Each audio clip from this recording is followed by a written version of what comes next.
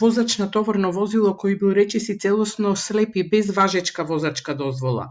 Усмрти 64 годишна жена, а кавадаречкото обвинителство денеска поднесе обвинение против него. Тој се товари за тешки дела против безбедноста на луѓето во сообраќајот. Сообраќајната несреќа се случи во декември лани, кога обвинетиот управувал со возило Citroen Jumper со велешки регистарски таблички на регионалниот пат Лакавица Дреново на делницата од Пепелиште кон Неготино. Со страничниот ретровизор удрил во главата на пешакот Ангелина Ангелова, која се движела покрај патот и нанел смртоносни повреди. Кога обвинетиот пристигнал на критичното место викано Лаки, не обрна внимание на пешаците кои се движеле во близина на работ на коловозот.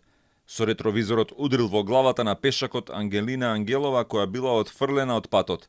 Кај неа биле предизвикани тешки телесни повреди, скршеници на черепот, вратните пршлени и повеќе коски од кои починала. Обвинителството за време на истрагата утврди дека обвинетиот има попреченост слепило со 99% намалена видна функција. Тој бил корисник на инвалидска пензија и додаток за попреченост, но и покрај тоа управувал со возило. За време на истражната постапка обвинетиот успеал дури и да ја продолжи возачката дозвола, иако бил речиси целосно слеп. Овој случај отвори сериозни прашања за системот на издавање и продолжување на возачки дозволи во државата.